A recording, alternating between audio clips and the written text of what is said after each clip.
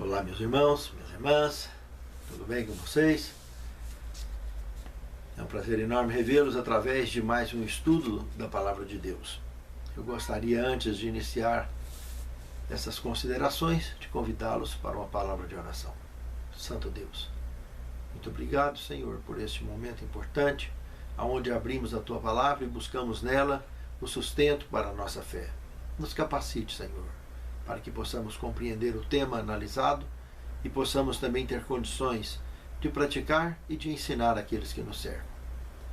Perdoe nossos pecados e faltas, fortaleça-nos em nossa fé e nos capacite a trilhar com segurança nos teus caminhos.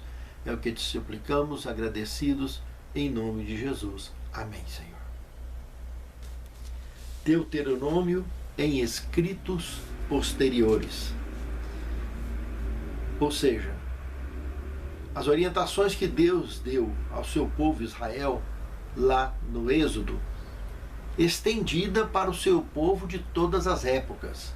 Orientações que deveriam ser passadas de geração em geração, até que o próprio Deus novamente voltasse aqui no planeta, fisicamente, como ele esteve no Sinai, mas só que dessa vez, nem no Sinai ele não vai pousar. Lá mesmo das nuvens dos céus, nos chamará e nós seremos arrebatados ao encontro com o Senhor. De fato, será uma forma de novo nascimento que ninguém jamais se esquecerá. De como a vida começou no seu verdadeiro sentido do marco zero.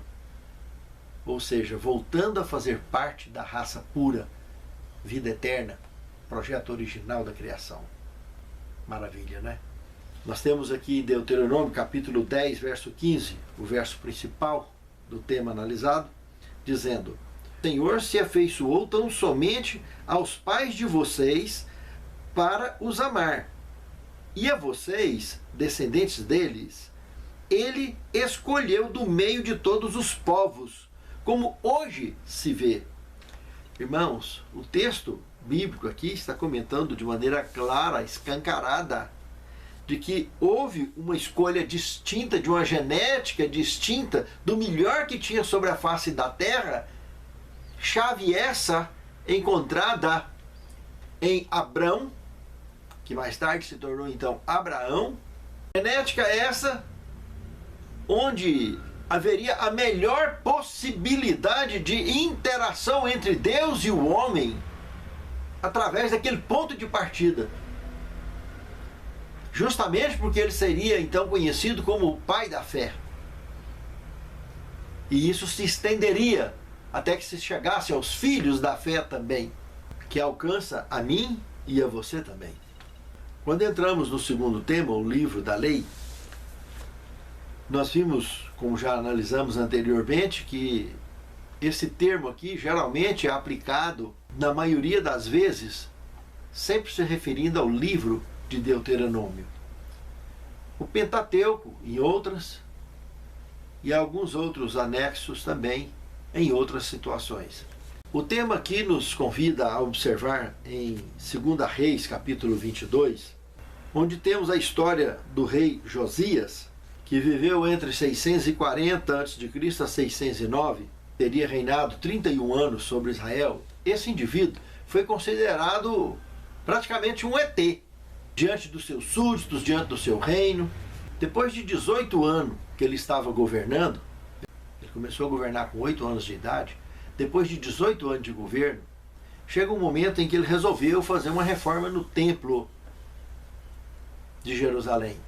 E nessas providências foi encontrado então esse livro, o livro da lei, o qual foi trazido até o rei Josias, foi lido, e ele pediu que fosse lido diante do povo também, e ele partiu de uma simples reforma física para uma reforma literal e espiritual também no meio do povo de Deus.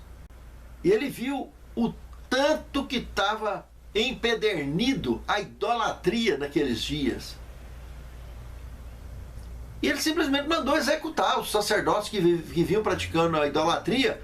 Ou seja, a cultura já tinha se adaptado à idolatria. E esse rei, depois de 18 anos de governo, após tendo iniciado aos 8 anos de idade, como eu disse, depois desse tempo todo, é que ele foi pela primeira vez ter uma orientação correta da forma que se deveria viver e conviver entre Deus e os homens. E nem se fala então reinar, ocupar posições de liderança no meio da humanidade, entre seres humanos. Toda autoridade exercida pela orientação de Deus, ela tem um foco, tem uma direção e tem um resultado. Do contrário, sem futuro. Ele ia morrer na ignorância se não acontecesse essa descoberta. E quantos hoje em dia, dentro da igreja, da mesma forma, se esqueceram dos bons modos, das orientações corretas, da palavra de Deus, e seguem um ritmo de vida antibíblico. É tanta tradição, é tanta coisa que vai aparecendo e se sacramentando de passo a passo, que as pessoas passam a acreditar até mesmo no engano, coisas equivocadas. Isso acontece sempre com qualquer mentiroso, né? O mentiroso, ele conta tantas vezes a mesma mentira que por fim jamais, nem ele duvidaria da sua própria mentira. O primeiro que ele convence da mentira dele é ele. Como que alguém vai tirar aquilo da cabeça dele? Não tira. Porque acostumou com aquilo, padronizou. O rei Josias, a partir do momento que ele viu que a vida dele até ali, 26 anos de idade, estava tudo errado. Tinha que começar do zero. E ele começou dali para frente. E fez uma reforma impactante e inesquecível no meio do povo de Deus. E isso, evidentemente, ativou a genética da fé no meio do povo para que ela pudesse ser reacendida. Pudessem surgir outros campeões da fé até a chegada do Messias e de lá para cá até os nossos dias. E deu certo. Infelizmente, o povo de Israel, dentro de alguns anos, da mesma forma que a tendência antiga, já mostrada nesse livro que estamos estudando, o livro de Deuteronômio, mostra que o povo tem a tendência de esquecer os bons modos, de esquecer a verdade e começar a colocar adaptações à verdade. Tanto que para o rei Josias, já com seus 26 anos de idade, estava achando que era tudo normal aquilo ali, essas religiões infiltradas no meio do povo de Deus, contaminando o povo de Deus, com teorias erradas, com engano e tudo mais. E quando ele viu que aquilo não tem, de forma absoluta, jamais teria a aprovação de Deus, ele viu que estava prestes a ser destruído dele todo o reino. Ele teve consciência disso e viveu uma conversão instantânea. Ele já era uma pessoa de bem, nasceu como uma pessoa de bem, cresceu e vinha vivendo como uma pessoa de bem, mas completamente equivocada com relação à verdade e com relação à vontade de Deus. E aí a vida dele mudou, tomou uma guinada, e muitos o acompanharam.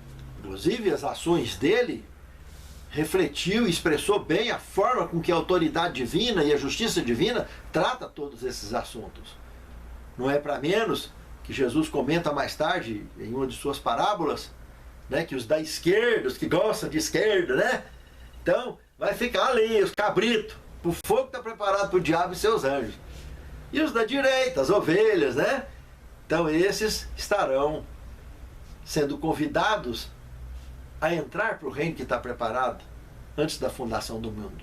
Porque aqueles da esquerda são aqueles que vêm contaminando com ateísmo, contaminando com ideologia de gênero, contaminando com ações rebeldes contra a Deus, contra a verdade, contra o próprio Deus, contra a sua igreja, contra o seu povo.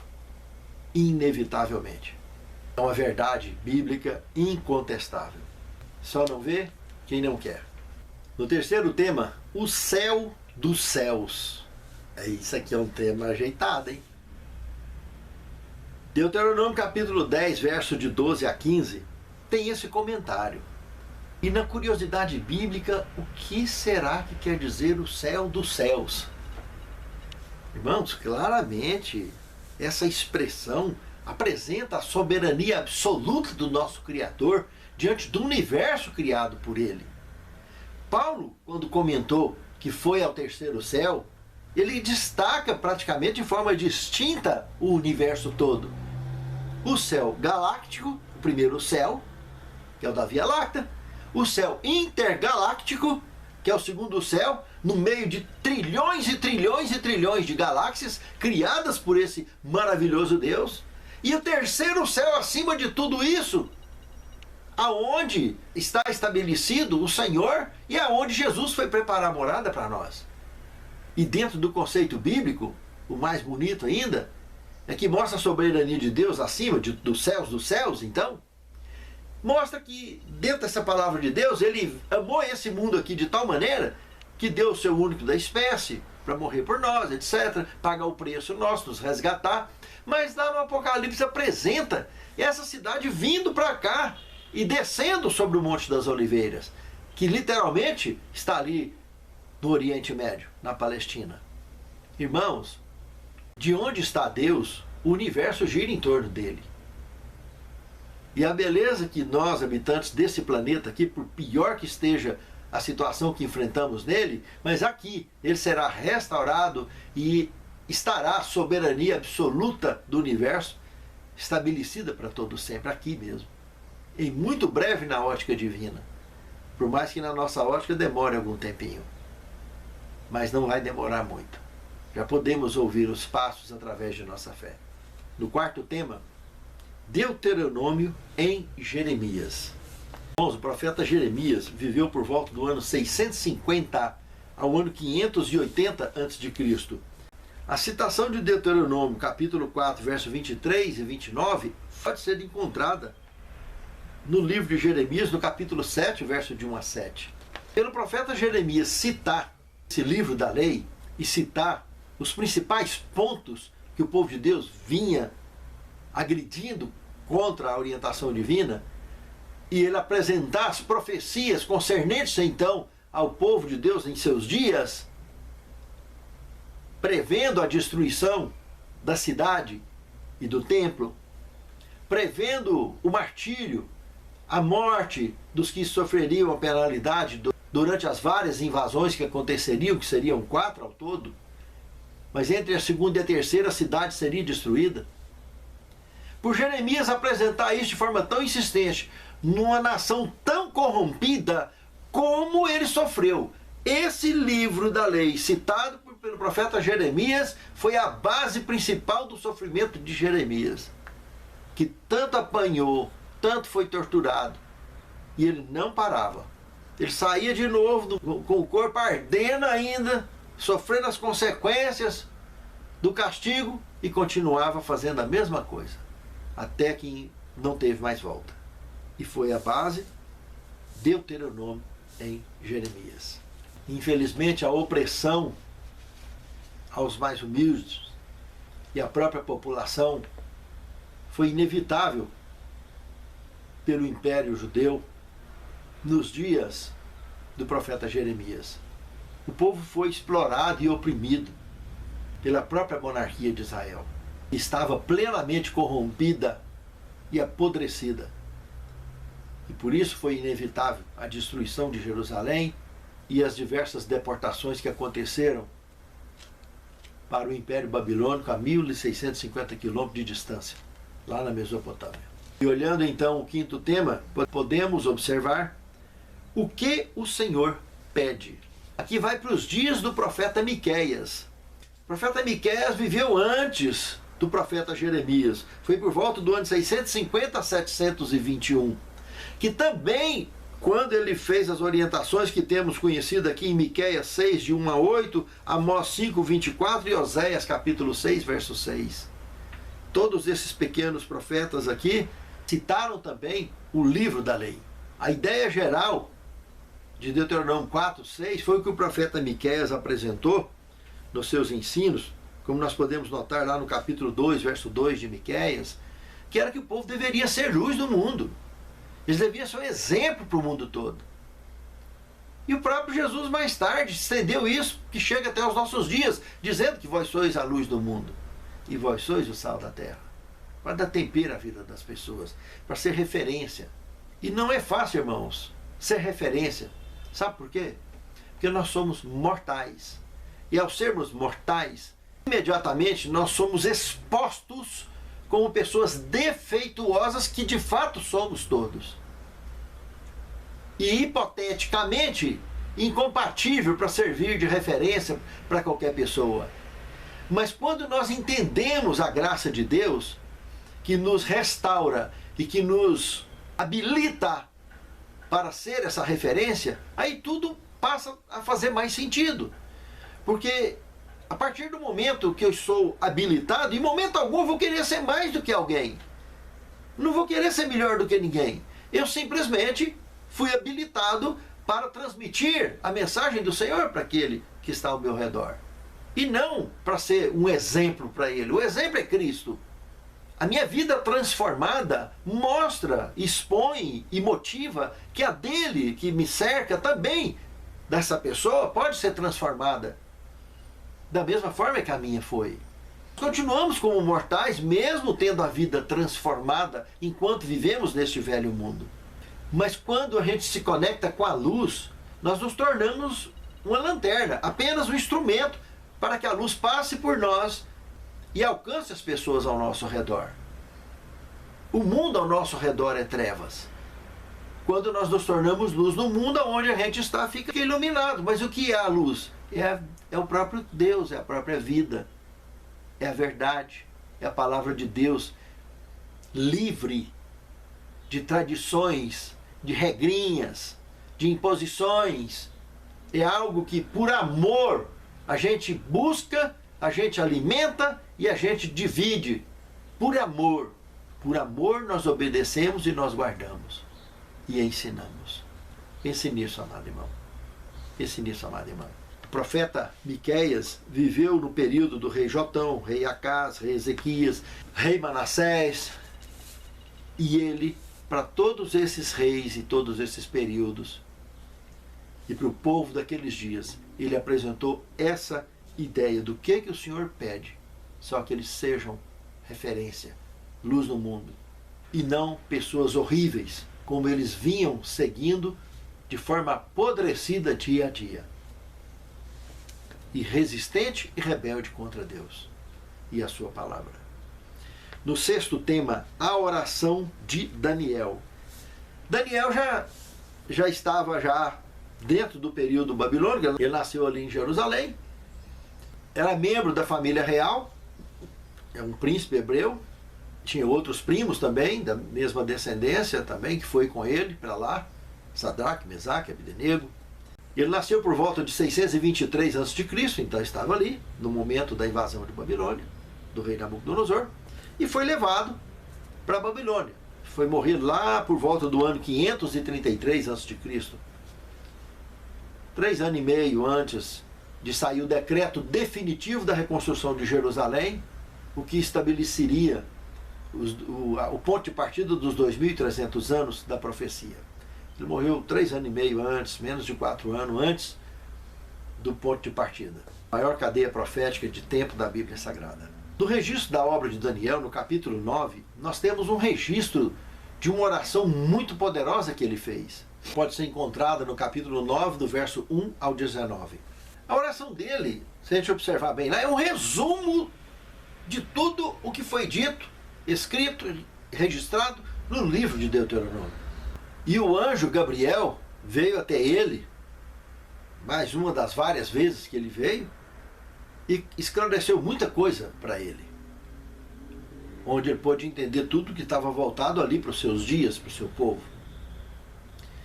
Mas assuntos que estavam projetados na escatologia bíblica, não. Isso não foi revelado para ele porque não adiantaria ele carregar o cérebro dele com esse tipo de coisa. Quando ele insistiu para saber sobre essa escatologia, coisa que estava muito à frente dos seus tempos, que está à frente até do nosso tempo, foi dito para ele: não, você sela o livro e guarda, porque esse livro só vai ser entendido lá no tempo do fim. Muitos vão de um lado para o outro para tentar entender. A ciência vai se multiplicar. E aí quando chegar nesse momento da ciência estar se multiplicando e tudo mais, então acontecerá também a compreensão clara e aberta dessas orientações que você está registrando no seu livro, junto com as demais orientações que o Senhor já vem apresentando ao longo do escrito sagrado. Aí Daniel aceitou se preparar para repousar com seus pais.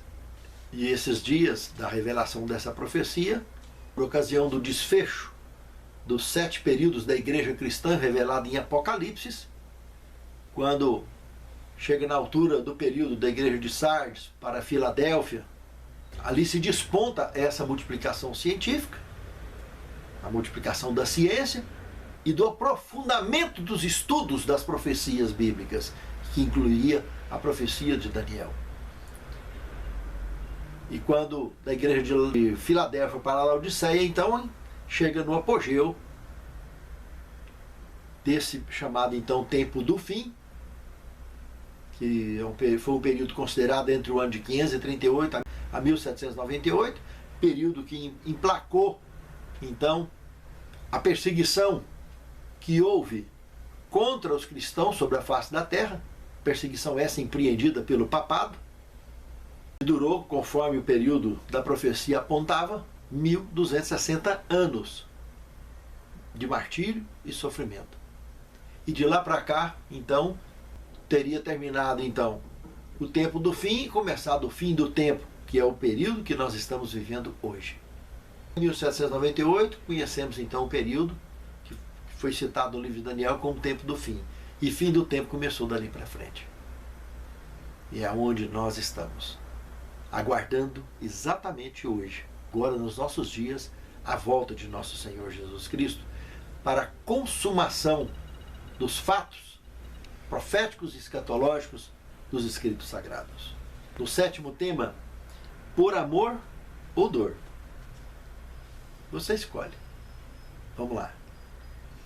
Profetas e Reis, página 401. Olha a orientação aqui. Na reforma que se seguiu, o rei voltou a sua atenção para a destruição de todo vestígio de idolatria que havia permanecido.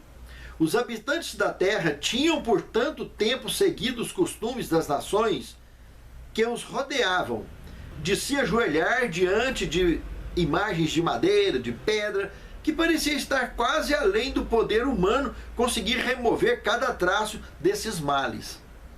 Josias, porém, perseverou em seus esforços para purificar o território. Com certeza, o rei Josias apresentou um período de graça para que se pudesse ajustar tudo. E a partir do momento que não tinha mais recurso, foi pela dor. Muita gente, infelizmente, só aprende pela dor, não aprende por amor. A palavra está aí oferecida com amor, a verdade está aí oferecida com amor, mas as pessoas insistem em querer aprender pela dor. E Deus ama tanto a gente, irmãos, que se esse é o único recurso, não tem jeito, é deixar passar pela dor. Infelizmente tem gente que não aprende de outra forma. É masoquista até na alma, só aprende sofrendo, para poder ser curado de vez de tudo. Meus amados, por amor é muito melhor. Santo Deus, capacita-nos, Senhor, a compreender o Teu amor e a compreender a oportunidade que Tu nos dá para cumprir a missão que Tu tem confiado a cada indivíduo sobre a face da terra, a cada ser que Tu criastes. Que a missão possa ser compreendida e praticada e executada conforme a Tua vontade. Perdoe, Senhor, nossas faltas e conduza-nos, Senhor, com firmeza ao exercício de nossa fé. É o que te pedimos agradecidos, em nome de Jesus. Amém.